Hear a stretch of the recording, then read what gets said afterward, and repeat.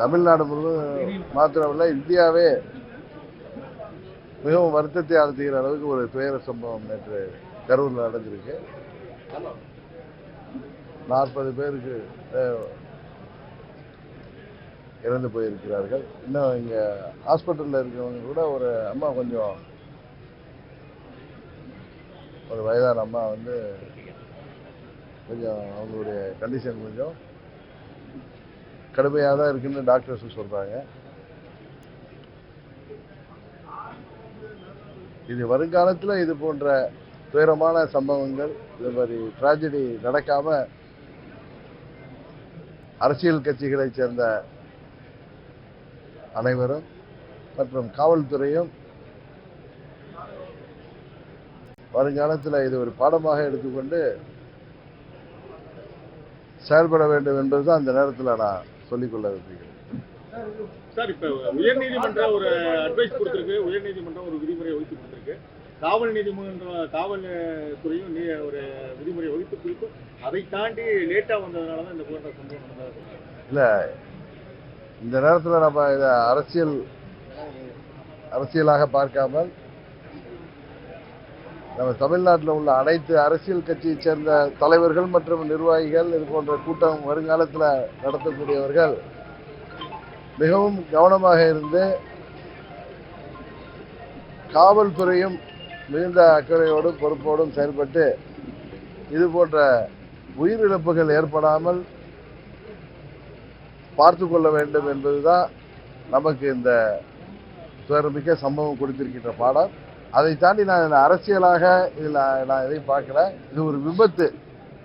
இந்த விபத்தில் யாரையும் குறை சொல்லி பேசுவதால எந்த பலனும் இல்லை. வருங்காலத்தில் இது போன்ற துயர சம்பவங்கள் நடக்காமல் நாம் அனைவரும் பொறுப்பேற்க வேண்டும் என்பதுதான் எனது கருத்தாக இருக்கிறது.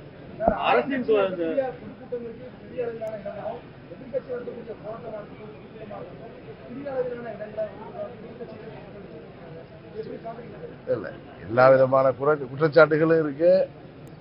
ஆளுங்கட்சியாக இருக்கும் பொழுது ஒரு கட்சி அவர்கள் செயல்பாடுகள், எதிர்கட்சியான பொழுது அதற்காக குரல் கொடுப்பது, இதையெல்லாம் தாண்டி இது போன்ற துயர சம்பவங்கள் இனி தமிழ்நாட்டில் நடக்காமல் அனைத்து அரசியல் கட்சிகளும் சரி, காவல்துறையும் பொறுப்போடு இனி நடந்து கொள்ள வேண்டும். நாங்கள் உட்பட, அம்மா மக்கள் முன்னேற்ற கழகம் உட்பட அனைத்து கட்சிகளுமே, எங்கள் நிர்வாகிகளும் சரி, அனைத்து கட்சிகளை சேர்ந்த நிர்வாகிகளும் இதுபோல பொதுமக்களை, தொண்டர்களை கூட்டுகின்ற நிகழ்ச்சியில கவனமாக இருக்க வேண்டும் என்பது இது ஒரு பாடமாக இருக்கிறது. அதை தாண்டி நான் இதில் ஒன்றும் கருத்து சொல்ல விரும்பவில்லை.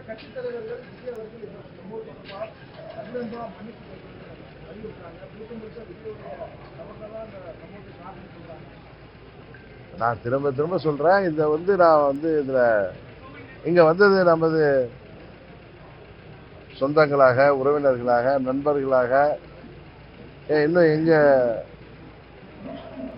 ஈரோடு புறநகர் கிழக்கு மாவட்டத்தை சேர்ந்த ஜம்பை பேரூராட்சி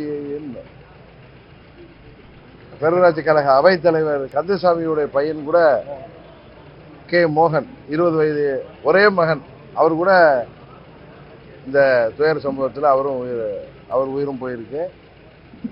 அதுபோல நிறைய 40 பேர் இன்றைக்கு இறந்திருக்கிறார்கள். அவர்கள் எல்லோரும் நம்மை போன்றவர்கள் தான். அதனால இதை தாண்டி நீங்கள் என்ன கேட்டாலும் நான் இதை அரசியலாக்க விரும்பவில்லை.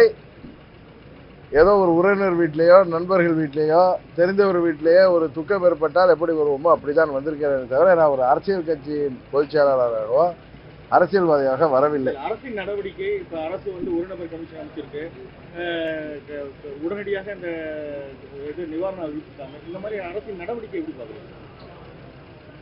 அதான் சொல்றேனே, இதுல அரசாங்கம் சரியாக தான் நேற்றிலிருந்து செயல்பட்டு வந்திருக்கு. ஒரு நபர் கமிஷன் அமைக்கப்பட்டது ஒரு சரியான நடைமுறை தான். அதுபோல நான் கேள்விப்பட்ட வர்றப்ப மதுரை நீதிமன்றத்திலையும் தவக சார்பாக ஏதோ வழக்கு தொடர்ந்திருப்பதாக. அதாவது நீதிமன்றம் இதை விசாரிக்க தொடங்கிய பிறகு இதில் நாம் கருத்துக்களை சொல்வதை காட்டிலும் நீதிமன்றம் ஒரு முடிவெடுத்த பிறகு அதன்படி அரசாங்கமும் சரி, மற்ற அரசியல் கட்சிகளும் சரி நடந்து கொள்வதுதான் வருங்காலத்திற்கு நல்லது என்பதுதான் என்னுடைய கருத்து. திமுக இந்த சம்பவத்தில் அரசியல் செய்து நினைக்கிறது. ஏன்னா உடனே 4 அமைச்சர்கள் முகாமிடுறாங்க. உடனடியாக நள்ளிரவு 1 மணிக்கு முதல்வர் வராது. ஆனால் கள்ளச்சாராயத்தில் பாதிக்கப்பட்ட பார்க்கறது சம்பவத்தில் அரசியலாக கைது. இதுல பதில் சொன்னேன்னா அது அரசியலாகிவிடும். அரசாங்கம் அதை கடமையை செய்ய வேண்டும், செய்வதாகத்தான் நான் பார்க்கிறேன். இதை தாண்டி அன்றைக்கு வரவில்லை இன்றைக்கு வரவில்லை என்றுதான் நான் இதுல பதில் சொன்னேன்னா இதுல அரசாங்கத்துக்கு எதிராக சொன்னாலும் சரியாக இருக்காது, அரசாங்கத்துக்கு சரி என்று சொன்னாலும் சரியாக இருக்காது. ஏன்னா இதுல ஒட்டுமொத்தமாக இதுல அரசியலை தவிர்க்கிறார். எங்கள் இயக்கத்தை சேர்ந்த ஒருவரின் மகனும் இறந்திருக்கிறார். இது போலதான் எத்தனையோ 40 உயிர்கள், சில சின்ன குழந்தைகள்ல இருந்து சகோதரிகள் சகோதரர்கள் என பல பேர் உயிரிழந்திருக்கிறார்கள். இப்ப கூட ஒரு பெரியம்மா, அவங்களுக்கு 65 வயது தாண்டி அவர் மகன் சொல்றாரு, அவங்களுக்கு கொஞ்சம் மூச்சு விடவே கஷ்டப்படுறாங்க. நான் டாக்டர்ஸ்ட கேட்டப்போ நாங்கள் எல்லா முயற்சிகளும் செய்திருக்கோம், நான் இருந்தாலும் அவர் கண்டிஷன் இன்னும் பெட்டராக வரணும் அப்படிங்கிறதான் சொல்றாங்க.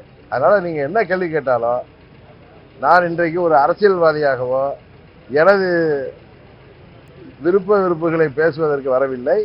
வருங்காலத்தில் இது போன்ற நிகழ்வுகள் வராமல் காவல்துறையும் எல்லா அரசியல் கட்சியை சேர்ந்த தலைவர்களும் அங்கே கூட்டங்களை கூட்டுவதோ நிகழ்ச்சி ஏற்பாடு செய்கின்ற அந்த கட்சியின் நிர்வாகிகளும் கவனமாக இருந்து ஒரு உயிருக்கு கூட இழப்பு ஏற்படாமல் வருங்காலத்தில் இருந்தால்தான் அது தமிழ்நாட்டிற்கு நல்லது என்ற ஒரே கருத்தை தான் நான் திரும்ப சொல்ல முடியும்.